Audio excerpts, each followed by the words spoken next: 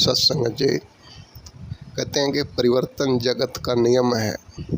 हर कुछ परिवर्तन होते रहता है कि एक छोटा सा बीज मिट्टी के संग जुड़े तो एक पौधा बाहर आ जाता है और देखते देखते वो पौधा एक बड़ा वृक्ष का रूप धारण कर लेता है।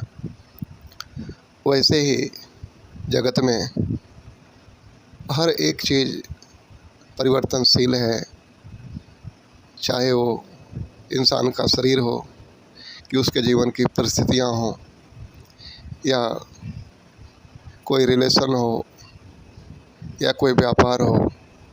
हर एक चीज़ जो है हर समय चेंज होते रहती है और ये परिवर्तन को देख करके इंसान जो है कभी दुखी होता है तो कभी सुखी होता है, कभी खुश और आनंद हो जाता है और कभी नर्वस हो जाता है। जबकि सच्चाई ये है कि जगत की हर चीज़ जो है परिवर्तनशील है। तो यहीं पे बात आती है कि जन्म और मृत्यु की बात आती है। ये कहते हैं कि मृत्यु को देखें कि भाई कोई मर गया तो मृत्यु जैसी कोई चीज़ नहीं है, एक मात्र रूपांतरण है, एक चेंजिंग है। आइए ध्यान से समझते हैं इस बात को कि जब इंसान का जन्म होता है तो कितना छोटा सा शरीर, वो भोलापन, और 5 साल के बाद वही शरीर जो है बड़ा हो जाता है और छोटा सा वो जो शरीर था वो ख़त्म हो जाता है।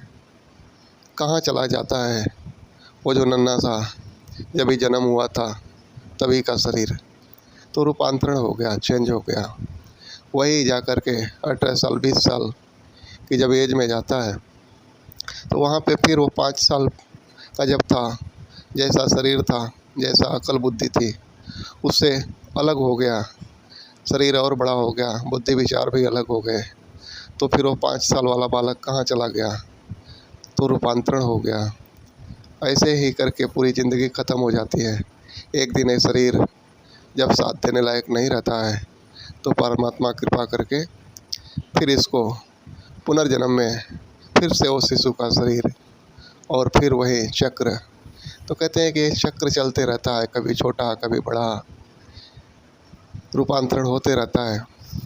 ना कि कोई आत्मा ख़त्म हो गई, ये आत्मा तो सफ़र कर रही है, आत्मा तो कभी मरती ही नहीं, प्रभु परमात्मा के अंश। ये तो मात्र चेंजिंग है। जैसे अगर एक रूम में लाइट जल रही हो तो उजाला है, लाइट अगर ऑफ कर दिया जाए तो क्या उजाला मर गया, ख़त्म हो गया, कहीं चला गया? नहीं, वहीं पे है।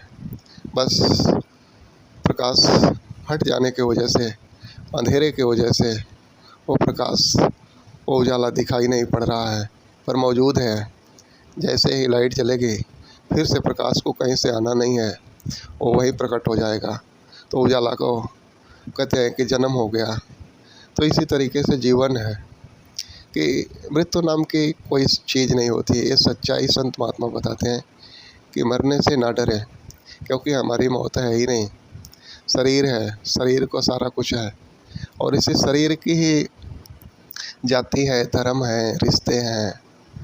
हम कहते रहते हैं कि भाई एक मुंह में फंस जाता है इंसान के, कहता है कि मेरा बेटा है। क्या है तेरा बेटा? तूने क्या किया है? उसके हाथ बनाए हैं, पाँव बनाए हैं, उसके मस्तिष्क में आंखें बनाई है, तेरी वजह से उसके नाड़ियों में रक्त दौड़ रहे हैं। कुछ भी तो नहीं हो रहा है, वो सब कुछ परमात्मा की कृपा से हुआ है। तो ईश्वर है जगत पिता, वही है सबका बाप, वरना यहाँ पे कोई किसी का बाप नहीं, सबका बाप मालिक है। ये रिश्ते जो है थॉट्स लेवल पे होते हैं, यानी इंसान के मन बुद्धि में, चित्त में ये बात बैठ गई है, ये मेरा है। ऐसे ही शरीर को लेकर के भी बैठ गई है, ये शरीर मेरा है। शरीर अगर तेरा है तो तेरे सर के बाल सफ़ेद हो रहे हैं और तू चाह कर के भी सफ़ेद होने से नहीं रोक सकता है, फिर कैसे तेरा है? तेरे मन बुद्धि में बहुत सारी खुरापात की चीज़ें आ जाती है। तू चाह कर के भी अपने मन को कंट्रोल नहीं कर सकता है। फिर कैसे तेरा है? यह सब कुछ ईश्वर का है। अगर मेरा मेरा करते रहेंगे कि मेरा शरीर, मेरा बेटी बेटा, मेरा संसार, मेरी दुनिया, तो ये माया का प्रभाव है। इससे बाहर निकलना होगा, सच्चाई से जुड़ कर के जीवन जीना होगा कि परमात्मा का है सब कुछ। परमात्मा का दिया शरीर है, परमात्मा ने ये रिश्ते दिए हैं, उन्हीं का बनाया जगत है।